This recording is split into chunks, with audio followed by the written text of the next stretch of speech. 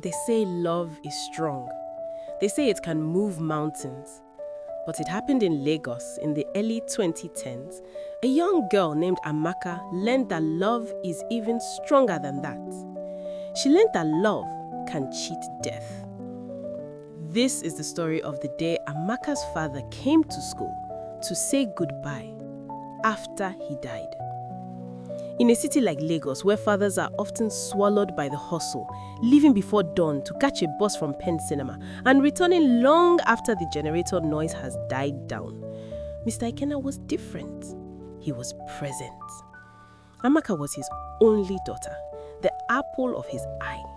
From the time she was in nursery school, he was the one who ironed her uniform. He was the one who polished her sandals until they reflected the morning sun. Even when she got into government secondary school like Gigi, a big place, a grown-up place, he didn't stop. He was a man of routine. Every evening, he checked her notes. Every visiting day, he was the first at the gate with a cooler of rice. He wasn't a rich man, but he was a rich father. So the bond between them was tight, solid. It was a normal Tuesday in the second term. The heat in Agege was rising early, the dust settling on the leaves of the mango trees in the school compound. Students were in their classes. Amaka was in GSS 3. She was sitting near the window, trying to catch a breeze, listening to the teacher drone on about integrated science. Everything was safe. Everything was mundane. There was absolutely no reason to be afraid. At exactly 10:15 a.m., a man walked through the school gate. The security guards didn't stop him. Why would they? He looked like any other responsible parent. He was wearing his favorite shirt, a neatly pressed sky blue short sleeve. He looked healthy. He looked calm. He walked straight to the principal's office. According to the account given later, he greeted the secretary politely. He signed the visitor's logbook.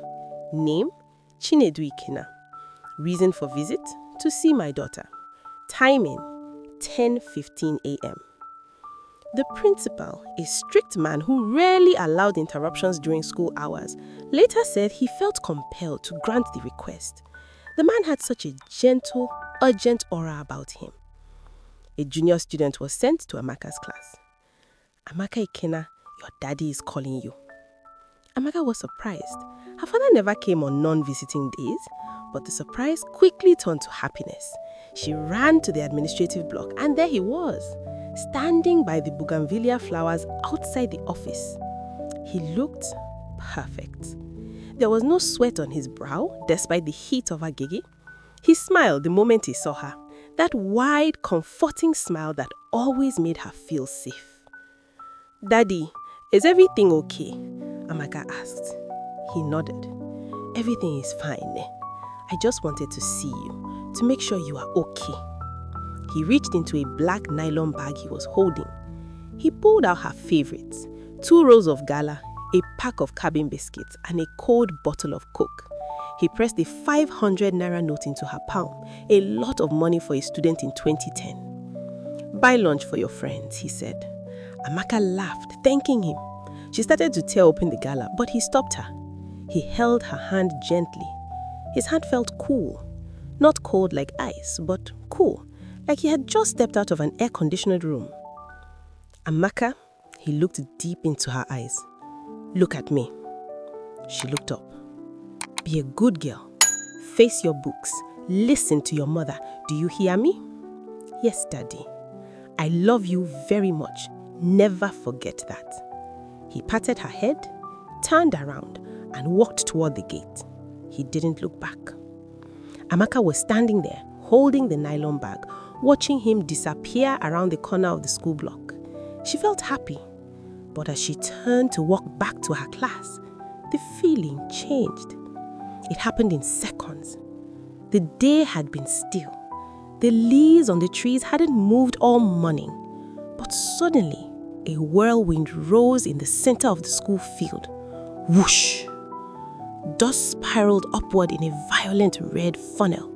Paper wrappers from the tuck shop flew into the air. Students on the field stopped playing football and covered their eyes. Teachers in the staff room looked out the window confused by the sudden change in weather.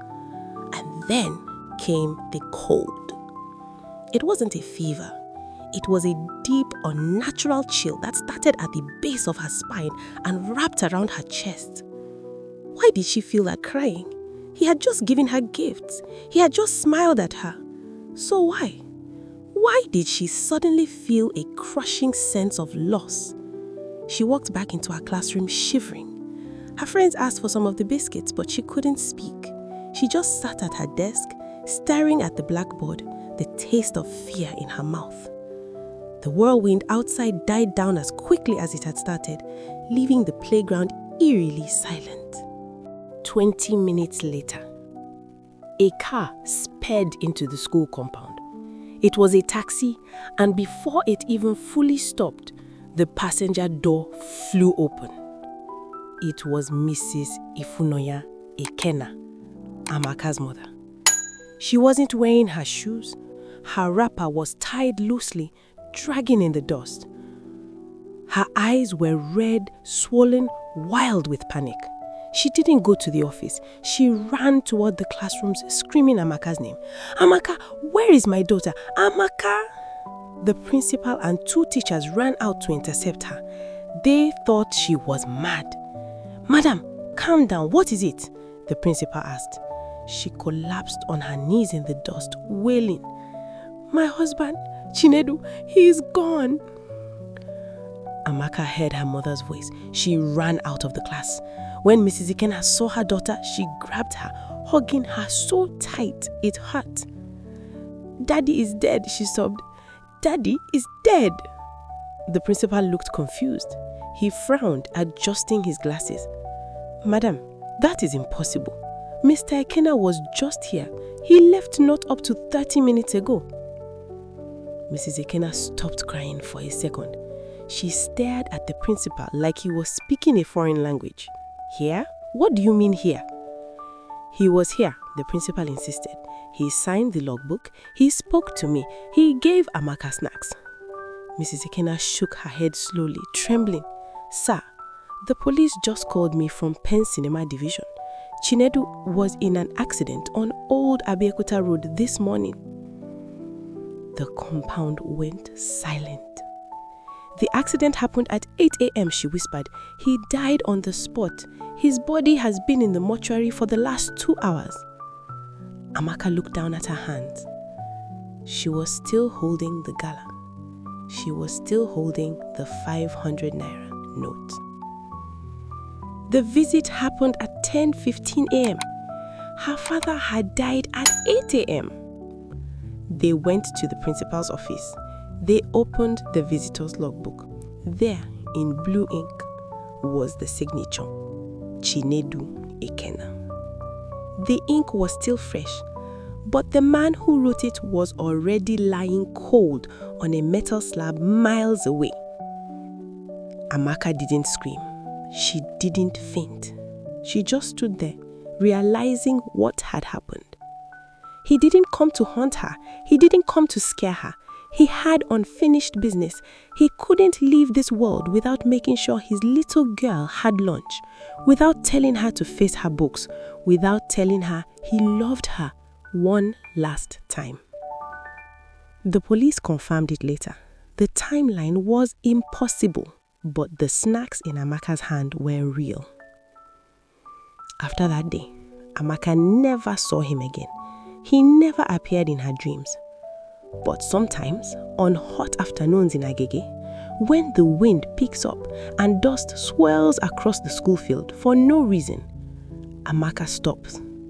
She feels a cool touch on her hand, and she remembers the visitor who crossed the boundary of death just to say goodbye. The dead are gone, but love stays. Do you believe the ones we love ever truly live? Or do they walk beside us unseen? If this story sent a shiver down your spine or a tear to your eye, please like this video. It helps our stories find the people who need to hear them. We have many more secrets hidden in the shadows of Lagos. To walk this path with us again, hit the subscribe button and turn on the notification bell. And until next story, bye.